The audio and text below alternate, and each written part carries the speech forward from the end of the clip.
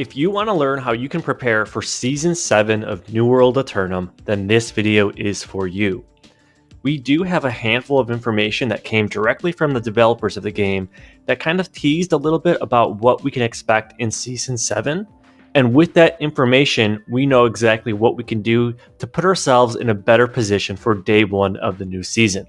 So again, I'm going to be highlighting a handful of different tips and tricks in this video that will just help you put yourself in a better position for day one of Season 7. So let's go ahead and just jump right into the very first one. We know that there are 8 new artifacts coming to the game. There's already a ton of artifacts out there, and as many of us may already know today, the overall materials it costs to actually upgrade these to 725 can be a bit expensive. So again, we know that at least 8 new artifacts are coming to Season 7, and more importantly, 7 out of the 8 are actually weapons. So what does this tell us about the future of New World? It tells us that these ingredients are going to be sought after. More specifically, weapon matrices. Everybody needs a weapon matrix in order to upgrade their artifact weapons to 725, which means the overall value and demand of a weapon matrix is going to go way high the first week or two of Season 7.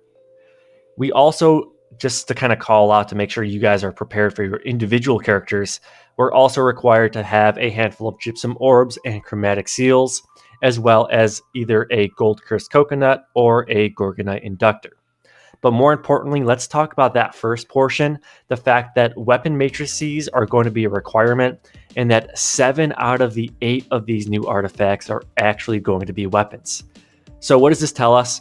It tells us that, hey, get your A game on, start focusing, and do what you have to do to actually start stockpiling these weapon matrices, because they are definitely going to be increased in value because of all these brand new weapons that people are going to want to test out.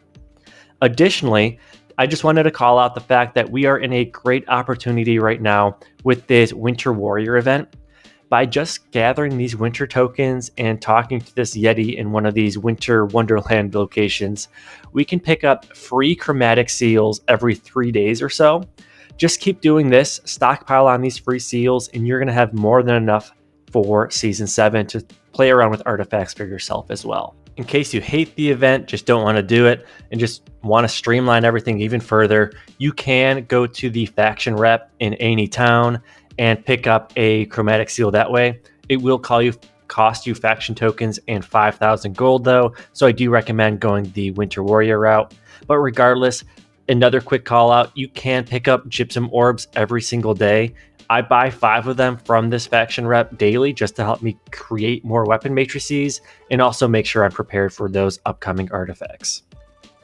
Hey, real quick, if you haven't already, consider liking and subscribing to my channel if you enjoy this video and want more New World content. Okay, let's jump back into it. So another major tip and little hint that we got regarding Season 7 of New World is the fact that M3s are getting a huge reward when it comes to overall rewards on actually completing them. As of today, you don't really get a ton out of completing M3s. You can see the overall perk pools is not bad, but you're lucky basically if you get a bind on equip 700 gear score item to flip to make some gold. In Season 7, you're going to start picking up, it sounds like, rare materials to actually utilize in further crafting, which makes it much more worthwhile. So what does this tell us? It tells us that we have to make sure that we're actually preparing ourselves and making sure we have a PvE set to really hit the ground running on day 1 of Season 7 and get the most out of these new rewards that are coming to M3s.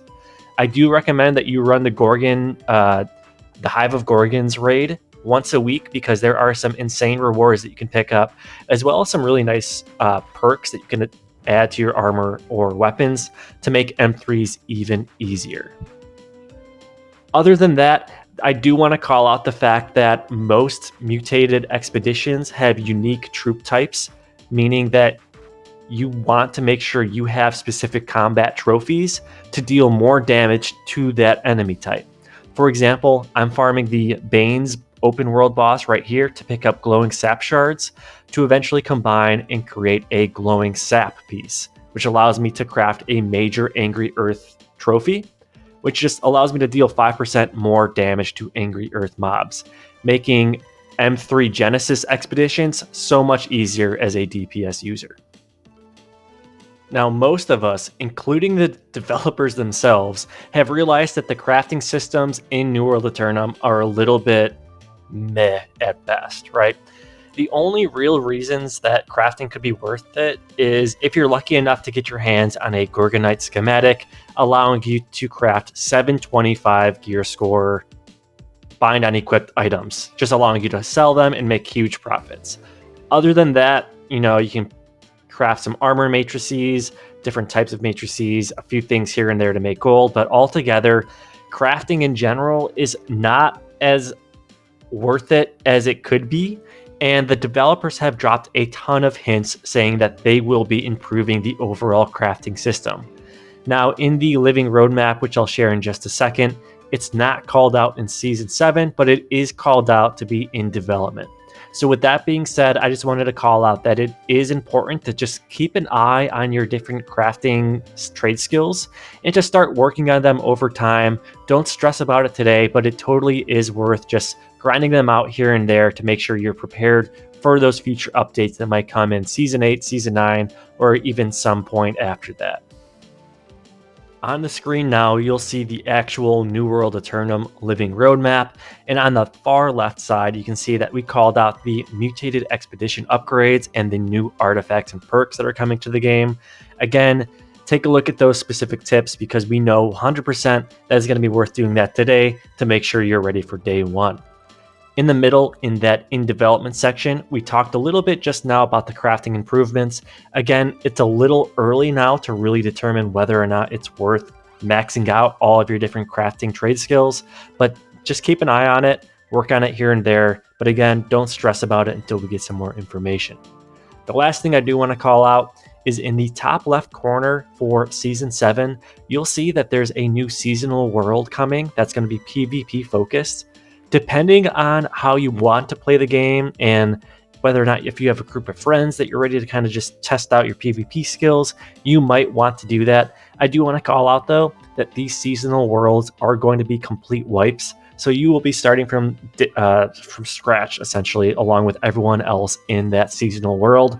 So if you do plan on doing that, don't worry about all these tips and tricks because it's not really going to be beneficial for you because you're going to be starting fresh anyways for this seasonal world approach.